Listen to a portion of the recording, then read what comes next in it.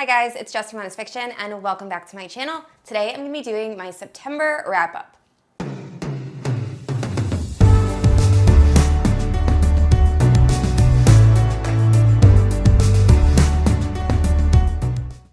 Alright guys, so I didn't read nearly as much as I thought I was going to read in September. I only ended up reading 9 books, which isn't really good for me. I had planned on reading, I think, around 12 to 15 I had on my TBR. So I'm just going to give a very quick life update. If you have no interest in this, no problem. I leave timestamps, just skip it. But anyway, September ended up being really busy. Me and my family went on vacation the first week of September, which was great, but I planned to get a lot of reading done and ended up just having a lot of quality family time, which isn't a bad thing. But anyway, I had planned on reading like 3 or 4 books during that vacation, and that didn't happen. And then when we came back from vacation, we found out that the new house we had just purchased, the entire basement flooded. So that was very unfortunate. We lost a lot of stuff. We were holding a lot of stuff in our basement that we still hadn't unpacked. We were very fortunate. There were a few of our neighbors that had it much worse off, so I'm not trying to complain, but it was just very time consuming getting our basement fixed and getting all the water out of it, so that was a mess. And then the week after that, we had a wedding in Boston. That was so much fun. However, I didn't get any reading done then. So anyway, didn't read too much. I will say fall, I think yesterday was the first day of fall when I'm filming this, and my birthday is in like 3 days, so there was a bunch of like spooky books on my TBR that I'm very excited about that I'm hoping to get for my birthday. And then yeah, I think hopefully October will be a better reading month. But with all of that being said, if you're unfamiliar with my channel, I post new videos every Thursday and Sunday, and if you haven't yet, please like and subscribe. You can also hit that notification bell to be notified whenever I post new bookish content, and you can also check out my Instagram. It is linked down in the description below. And yeah, with that being said, let's get into my September wrap-up. All right, I'm gonna start this list off with the 2 young adult fantasy books I read this month. The first one is part of a series, or it's the last book in a series, and that is Gods and Monsters by Shelby Mahurin. So, if you are familiar with my channel, you know that I loved Serpent and Dove so much, and I absolutely despised the second book, Blood and Honey, with a passion. I hated it. However, I think Shelby Mahurin really redeemed herself with God and Monsters. I thoroughly enjoyed this, so much more than I thought I was going to. There's a lot of action, and I just felt like the characters were true to Serpent and Dove. I feel like we kind of lost Lou and Reed a little bit in Blood and Honey. I didn't like the direction the book went, and we get back to the old roots with this one. I really enjoyed this. I thought the ending was like so heartbreaking, but good. When you read it, you will say it has a very good ending that I very much enjoyed, and this was a very good conclusion, and I'm really happy about that because, once again, Serpent and Dove made me so happy, and I'm happy that the whole series ended on a good note. All right, the next book I read was Caraval, and this is by Stephanie Garber. It is a YA fantasy series that was on my TBR for forever, and I finally got around to reading it, and I'm really happy I did because I did end up enjoying it. And this story follows Scarlett, and Scarlett is a girl that has lived her entire life on this isolated island, and she has a younger, very rambunctious sister named Donatella, and her father is just very controlling and a little bit cruel. So her entire life, like I said, she's been kind of lonely on this island, and she's always dreamed of going to Caraval, which is this performance that is put on once a year, and the audience actually gets to participate, and if they win, they are granted a prize. So she just always has wanted to do this. However, her wedding day is now approaching, so she thinks that she will never get to participate in Caraval. Her father has done an arranged marriage, so she's been communicating with her soon-to-be husband via letters, but never actually met him. Now, Donatella, like I said, is a little rebel and decides that she wants to go to Caraval, and she ends up pretty much kidnapping her sister, and with the help of a sailor friend, I guess is the best way to say it, they end up all going to Caraval. However, when they get there, Donatella mysteriously disappears, and now Scarlett needs to find her, and finding her ends up being involved with the whole Caraval experience. I think is the best way I can say this without like giving away too many spoilers. But what really got me with this book is the setting and the writing. The writing is a little bit lyrical, which I really appreciated. I'm not someone who really looks for like flowery writing, but I think it was done very well with this.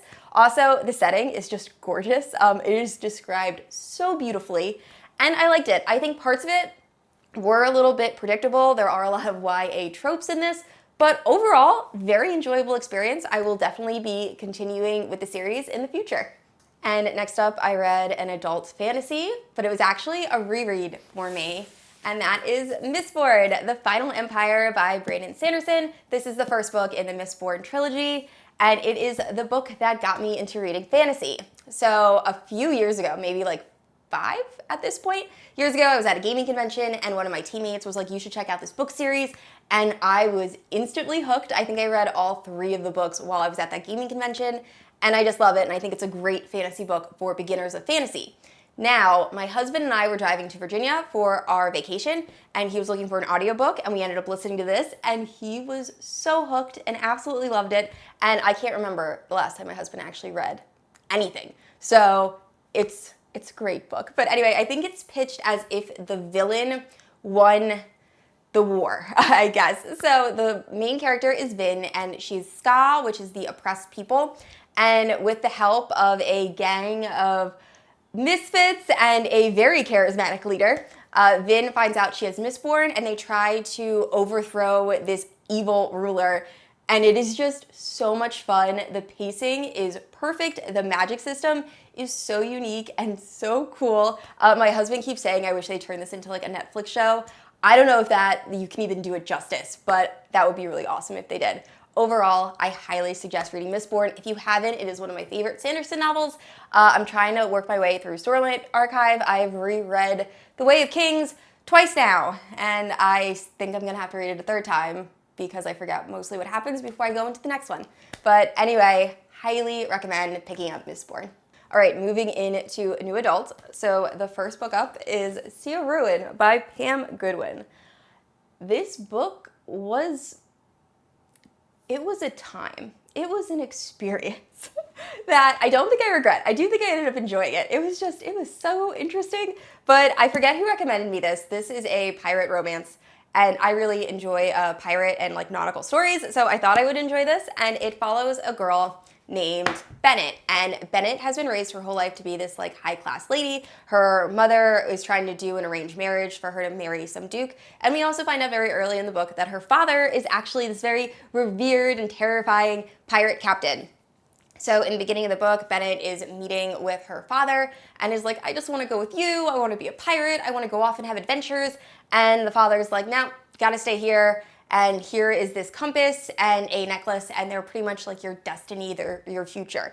So very early in the book, this isn't a spoiler, both Bennett's mother and father end up being killed, and she grows up to be this awesome, kick-ass, badass pirate. And while sailing through the seas, we find out that she ended up marrying a guy named Priest Farrell, and she's actually on the run from him because he cheated on her when they first got married, and now she is just really angry with him. So while on the run from Priest, she ends up being taken captive by a guy named Ashley, and he is this very stoic, very reserved leader of he's in the British Navy. He's one of like the top people in the British Navy. And he takes her prisoner, and the story goes from there. It was interesting. So it's a very dark romance. I'm gonna go in saying that. Definitely check the trigger warnings before you jump into this. This is not gonna be for everyone. There's some things with consent that are kind of murky, and it's interesting. I think if you like romance and you like darker romance, that kind of like forbidden romance, you might be, not forbidden. If you like darker romance and you're okay with like some interesting smut, you're gonna like this. I think overall I did end up enjoying it. Like I said, I read this in a day. I could not put this down once I started. It just went places I didn't think it was gonna go. I'm okay with it. So once again, check trigger warnings, but I would give this a shot. And next up is a book that took me forever to finish, and that is Gild by Raven Kennedy. So this is a very loose King Midas retelling, and it follows Orin. And Orin is a girl who is solid gold and is kind of like the king's favored like pet or prisoner. He just loves showing her off to people and just looking at her. And she has a pretty miserable life.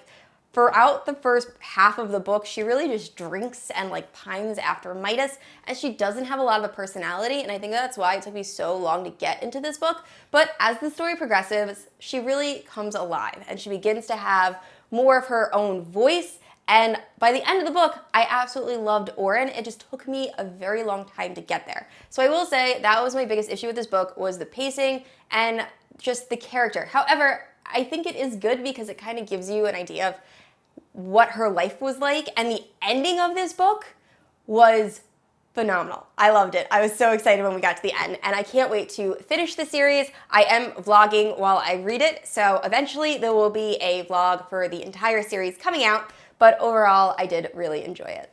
And the next 3 books are all by Penelope Douglas, and I just did a full Penelope Douglas recommendation video, so I'll link that in the cards and the description. So I'm gonna touch on these very, very briefly.